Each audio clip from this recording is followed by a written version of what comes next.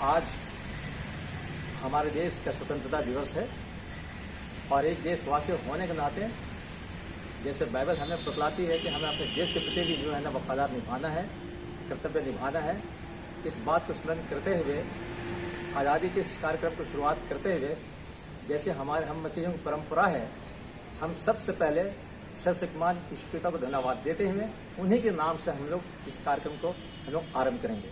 तो आरंभ करने से पहले हम लोग एक गीत गाएंगे, गीत नंबर 193। गीत नंबर 193।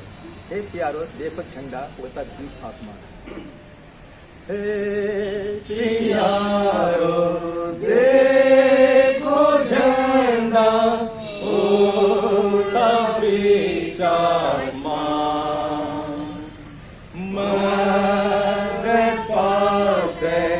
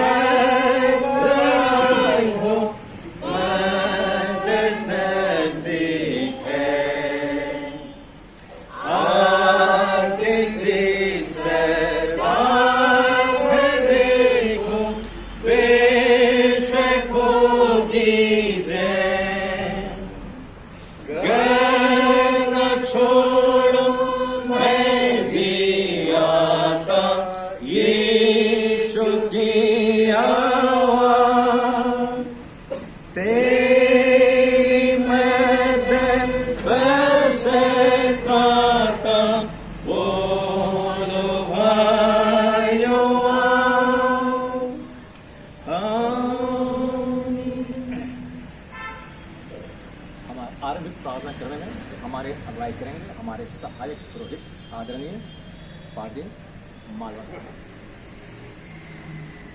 आज का दिन यहोवा ने बनाया है, आए हम अति आनंदित और मगन हो और परमेश्वर पिता की महिमा में निरंतर अपने जीवन को अग्रसर कर सके।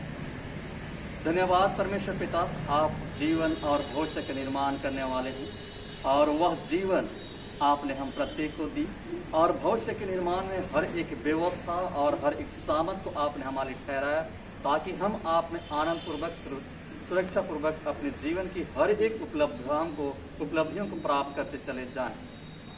उसी आस और विश्वास के साथ धन्यवाद देते हैं परमेश्वर पिता, स्वतंत्रता दिवस के शुभ अवसर पर तो आपने हम प्रत्येक को अपनी महिमा और अपनी प्रशंसा में नए जीवन के साथ, नई सामत के साथ आपने एकत्रित किया है।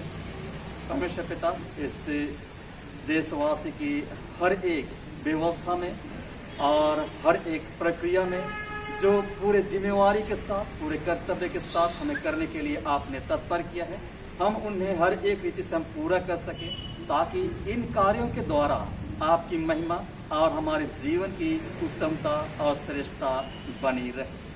परमेश्वर पिता, हर एक देश की व्यवस्था को, हर एक प्रियजनों को आपके सामर्थी हाथों में सुपुर्द करते हैं। आपकी सत्यता में प्रकाशित कर और हर एक को तू आप स्वतंत्र कर, और इस झंडोत्तोलन में तू आप हमारी अगुवाई कर और अपनी उपस्थिति हम प्रत्येक के साथ और प्रत्येक मानव जाति के साथ बनाए रखिए, यीशु ख्रीस्त के नाम से आमीन। अब मैं दरखास्त करता हूँ हमारे मुख्य अतिथि पादरी फ्रांसिस कल्चर से, वे अपने कर कमलों के द्वारा झंडोत्तोलन करने में हमारी अगुवाई करें।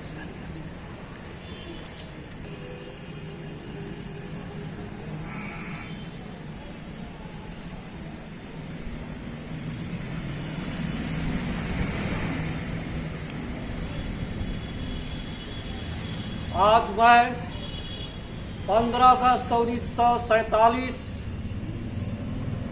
को जो कि हमारा देश को आज़ादी मिली, उसी आज़ादी को स्मरणार्थ हम इस समय हमारे देश के झंडा को ऊंचा उठाते हुए प्रिय परमेश्वर पिता, पुत्र और पवित्र आत्मा के नाम से मैं झंडा को फहराता हूँ। आमीन। झंडे को सलामी दे।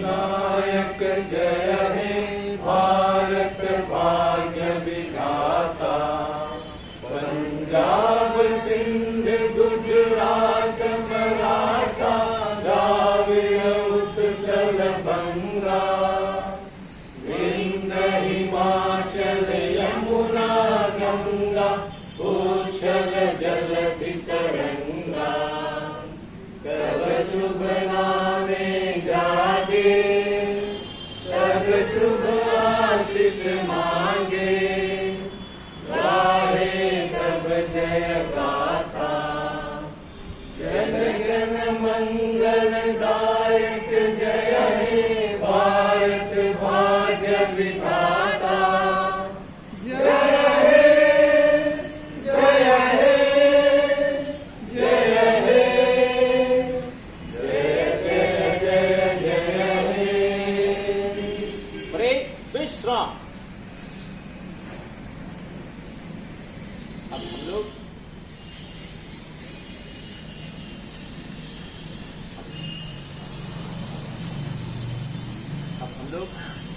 आज के दिन के बारे में, आज की विशेषता के बारे में कुछ हम लोग मुख्य बातों को, आजादी के बारे में हम लोग सुनेंगे। मेरे प्रिय विश्वासीगण और मेरे देशवासियों, प्रत्येक वर्ष हम अपने देश के इस स्वाधीनता दिवस को एक प्रमुख राष्ट्रीय त्योहार के रूप में मनाते हैं। आज से 74 साल पहले हमारा देश स्वतंत्रता को प्राप्त किया, लेकिन इस स्वतंत्रता को प्राप्त करने के लिए हमने भारी कीमत चुकाई। कितने लाखों लोग बेघर हो गए, कितने मासूम गोली के शिकार हो गए। वे जवान जो हमारे देश के स्तंभ थे, आजादी के कुर्बान हो गए। कितने मासूम और कितने परिवार उजड़ गए। इन सारे प्रयासों के बाद हमने अंग्रेजों की गुलामी से स्वतंत्रता प्राप्त की है। और यह कहानी न सिर्फ हमारे देश के साथ में है, बल्कि विश्व के बहुत सारे देशों को कभी न कभी स्वतंत्रता प्राप्ति के लिए ऐसे ही लड़ाइयों से जूझना पड़ा है। और यह बात इसे एक देश के संदर्भ में नहीं है, प्रत्येक व्यक्ति स्वतंत्र होना चाहता है और स्वतंत्रता चाहता है, परंतु ये स्वतंत्रता कैसे मिलेगी? मेरे अति प्रिय विश्वासी जन और देशवासियों, पंडित नेहरू ने 14 अगस्त की मध्य रात्रि वायसराय लॉज, जो आज की तारीख में राष्ट्रपति भवन कहलाता है, से एक स्वतंत्रता भाषण दिया, जिसे ट्रस्ट विद डेस्टिनी के नाम से जाना जाता है। उस समय पंडित नेहरू प्रधानमंत्री नहीं थे। 15 अगस्त 1947 को नेहरू जी ने लॉर्ड माउंटबेटन को दोपहर में अपने मंत्रिमंडल की सूची सौंपी और उस समय हमारे देश की परंपरा थी कि स्वतंत्रता दिवस पर लाल किले से झंडा फहराने की, लेकिन ऐसा नहीं हुआ। 15 अगस्त 1947 को ऐसा नहीं हुआ। लोकसभा सचिवालय के एक शोध पत्र के मुताबिक पंडित नेहरू 16 अगस्त 1947 को लाल किले के प्राचीर से झंडा फहराया था।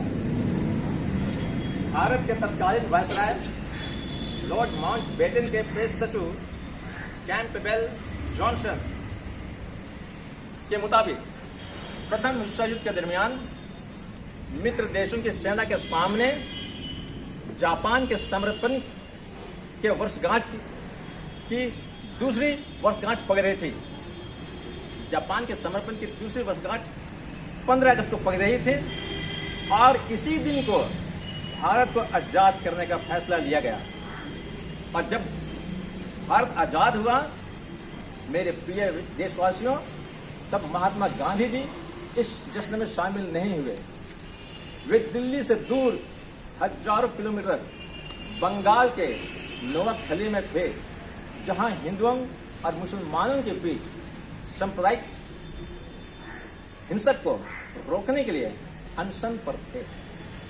15 अगस्त को जब भारत का आजाद होने तय हुआ, तब पंडित नेहरू और वल्लभ भाई पटेल, इन दोनों ने गांधी जी को खत लिखा कि यह हमारा पहला स्वाधीनता दिवस है, इसमें आप शामिल होकर के देशवासियों का आशीर्वाद दें। इसका उत्तर देते हुए गांधी जी ने कहा, जब यहाँ हिंदू और मुसलमान एक दूसरे की जान ले रहे हैं, एक दूसरे की जान लेने पर उतारू हो गए हैं, तो मैं ऐसे में जश्न मनाने के लिए कैसे आ सकता हूँ? मेरे प्रिय देशवासियों, महात्मा गांधी जी कहते थे, महात्मा गांधी जी के बारे में कहा जाता है कि उन्होंने सत्य और अहिंसा के बल पर आजादी दिलाई। और यदि ये बात सही है तो सीधी सी बात है कि हमें आजाद होने के लिए सत्य को जानना होगा, और तभी हम स्वतंत्र होंगे। और स्वतंत्र होने के लिए सत्य का मार्ग हमारे प्रभु यीशु मसीह ने बताया। यूहन्ना 8:32 में, तुम सत्य को जानोगे और सत्य तुम्हें आजाद करेगा। मेरे प्रियो, हम जितना अधिक प्रभु को जानेंगे, उतना अधिक हम अंडर हिट डायरेक्शन में आएंगे। तो जितना अंडर हिट डायरेक्शन में हम आएंगे, उतनी महान ग्लोरियस फ्रीडम हम लोगों को परमेश्वर की तरफ से मिलेगी। मेरे प्रियो, जब स्वाधीनता हम सबको मिली है, तो हमें इसकी भी हिफाजत करनी है। पॉलिस कहता है, I must not become a slave to anything, I discipline my body like an athlete. मैं किसी बात के अधीन ना होऊंगा। मैं अपने शरीर को एक खिलाड़ी की तरह, एक पहलवान की तरह वश में करता हूँ। आज का अब बाइबल डायरी आप देखेंगे तो उसमें लिखी हुई है कि अनुशासन और आत्मत्याग से ही स्वतंत्रता की रक्षा की जाती है। मेरे प्रियो, और जब हम आजाद हुए हैं तो हमारा कर्तव्य है अपने देश के प्रति भी। मत्ती 22:21 के मुताबिक हमें प्रभु आदेश देते हैं कि जो कैसर का है वह कैसर को दो, और जो परमेश्वर का है वह परमेश्वर को दो। हम एक मसीही विश्वासी होने के नाते अपने देश की सेवा में जो आज़ादी हमें मिली है, पूरे सामर्थ्य के साथ इसका उपयोग करें, ताकि हम अपने देश में शांति, एकता और भाईचारे के वातावरण को हम ला सकें और जो आज़ादी मिली है इसकी भी हम रक्षा रखवाली वचन पर चलते हुए हम कर सके। मेरे प्रियो, और जब हम प्रभु यीशु मसीह को फॉलो करेंगे, उनका अनुसरण करेंगे, तो हमें अंतिम इनाम परमेश्वर की ओर से मिलेगा। और वह अंतिम इनाम क्या है? Glorious freedom of the children of God. परमेश्वर के संतानों की महिमा की स्वतंत्रता मिलेगी। रोमन 8:21 के मुताबिक एक ऐसे राज में जहां ना दुख है, न दर्द है, न आंसू है, केवल स्वस्थ जीवन और आनंद ही आनंद है। मेरे प्रियो, जून महीना के अंतिम सप्ताह में जमशेदपुर से प्रकाशित होने वाले दैनिक भास्कर के एक अंक में हमारे देश के आदरणीय प्रधानमंत्री मोदी जी का एक स्टेटमेंट आया था। उसने कहा था कि हमें हमारे देश से नवीन कोरोना की महामारी और पूरे विश्व से इस महामारी को मिटाने के लिए हम अपने प्रभु ईश्वर से प्रार्थना करें। This was the sentence of the honourable prime minister of our country. ये हमारे देश के प्रधानमंत्री का ये स्टेटमेंट था। तो मित्रों, आप इस बात से अच्छी तरह वाकिफ हो गए हैं कि हमारा मूल क्या है। हमारा मूल सत्य है और हम इस सत्य को कैसे जानेंगे? प्रभु यीशु पर विश्वास करने के द्वारा से, उसके वचन और उसकी शिक्षाओं पर चलने के द्वारा से। मेरे अति प्रिय, आज हमारे देश की ऐसी हालत है कि पड़ोसी मुल्क हमारे ऊपर में आक्रमण करने के लिए तैयार बैठे हैं। बाइबल हमें कहती है कि यदि परमेश्वर हमारे देश भारतवर्ष के साथ में है तो हमारे देश का विरोधी कौन बच सकता है? हम परमेश्वर के वचन के आधार पर हम दुश्मनों का मुकाबला करें ताकि हम उन्हें परास्त कर सकें और हमारे देश में परमेश्वर के शांति का राज स्थापित हो। मेरे अति प्रियो, आज मैं 74वें स्वतंत्रता दिवस के शुभ अवसर पर संत मार्क चर्च मानगढ़ जमशेदपुर के इस प्रांगण से आप सभी विश्वासियों को और पूरे देशवासियों को आज के इस खुशनुमा दिन के अवसर पर मैं हार्दिक बधाई देता हूं। और साथ ही जिन्होंने इस आज़ादी के लिए अपना प्राणों की आहुति दी है। अभी हाल के दिनों में गलवान में जो घटनाएं घटी है, मैं उन सभी वीर शहीदों का हृदय से नमन करता हूं। परमेश्वर उनके और उनके परिवारों को ऐसे शांति प्रदान करें जो बंधन से बाहर है। मेरे अतिथियों, हम ही है जो कि परमेश्वर के वचन के सामर्थ्य से इस देश में एक नमूना पेश कर सकते हैं। परमेश्वर हम सबकी अगुवाई करें कि हम प्रभु यीशु मसीह पर विश्वास करने के द्वारा से हम अपने पापों से भी हम आज़ादी प्राप्त कर सकते हैं। कृपया आप सभी को मेरे साथ मिल करके जय घोष का नारा लगाएं। मैं कहूँगा राजा होगा राजा और आपका जवाब होगा जय। राजाओं का राजा यीशु मसीह की जय। प्रभुओं का प्रभु यीशु मसीह की जय। प्रख्यात लोगों की मंडली के स्वामी यीशु मसीह की जय। जय हिंद, जय हिंद, जय हिंद, जय हिंद, जय हिंद, जय हिंद।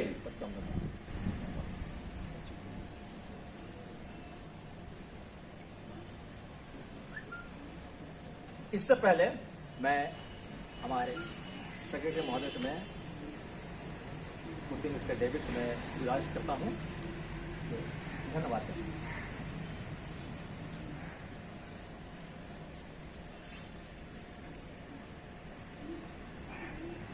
सर्वप्रथम परमेश्वर पिता का धन्यवाद हो। परमेश्वर की ये महान योजना है, जैसे अपने वचन में उन्होंने लिखा है, तुम मुझे जानोगे और सत्य तुम्हें स्वतंत्र करेगा। सचमुच पिता परमेश्वर ने हम सबों को यह स्वतंत्रता दी है और न केवल शारीरिक स्वतंत्रता की बात है वरन आत्मिक स्वतंत्रता की भी बात है।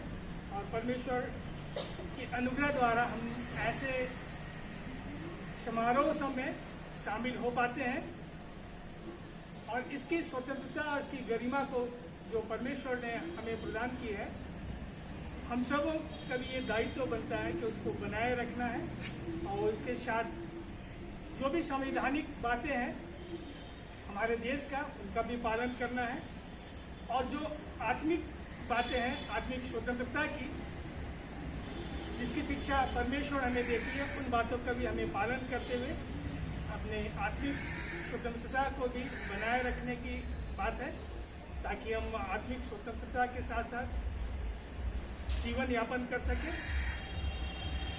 मैं धन्यवाद देता हूँ हमारे उन देश वासियों के लिए जो हमारे पूर्वज रहे हैं, जिन्होंने इस स्वतंत्रता आंदोलन में बढ़ चढ़ करके हिस्सा लिया, और उनका ये परिणाम रहा कि हम इस स्वतंत्र भारत में पाए जाते हैं और इस स्वतंत्रता का जो आनंद है वो हम ले पाते हैं। मैं धन्यवाद देता हूँ हमारे देश के उन अगुओं को कि जो कुछ भी स्वतंत्रता हमें हासिल हुई है, उस स्वतंत्रता को हमारे देश में नियम कानून के माध्यम से बनाए रखने में, उसका संचालन करने में वो अगुवाई कर रहे हैं, और हम इस देश में स्वतंत्र रूप से हर एक कार्य को कर पाते हैं। धन्यवाद देता हूँ आज के संचालन के लिए विशेषकर मुख्य अतिथि श्री हमारे चेयरमैन रेवरेंड फ्रांसिस कच्छप को, उनके कर कमलों के द्वारा झंडोत्तोलन का कार्यक्रम संपन्न हुआ। और धन्यवाद देता हूँ हमारे सहायक पुरोहित जिन्होंने अपने प्रार्थना के द्वारा अगुवाई प्रदान किया, और हमारे बड़े भाई और हमारे पेरिस के सदस्य भूतपूर्व सहायक सचिव श्री असलम मानकी जी, जिन्होंने इस कार्यक्रम का संचालन में योगदान दिया, और साथ ही उपस्थित हर एक भाई और बहन हर एक को पुनः धन्यवाद देते हैं। और सारी बातों में हम परमेश्वर को ही समर्पित करते हैं, क्योंकि परमेश्वर ही वास्तव में धन्यवाद के योग्य है। तो मैं पुनः सारी बातों के लिए आदर, महिमा, गौरव परमेश्वर को देते हुए धन्यवाद देता हूँ। अब हम लोग अंतिम में हम जाएंगे। गीत नंबर 15, रह मेरे साथ दिन ढल जाता है। इसका पहला पद और अंतिम पद कम होता है। गीत नंबर 15, रह मेरे साथ दिन ढल जाता है। 15 गीत नंबर 15 पहला और अंतिम है। रह मेरे साथ जल ढल जाता है,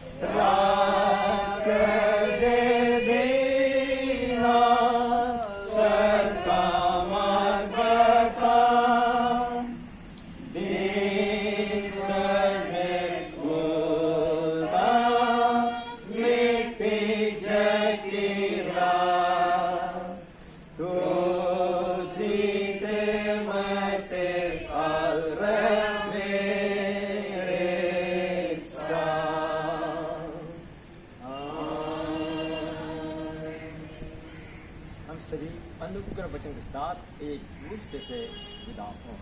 और हमारे प्रभु यीशु क्रिस्त का अनुग्रह, ईश्वर का प्रेम और आत्मा के सहभागिता हम सब के संग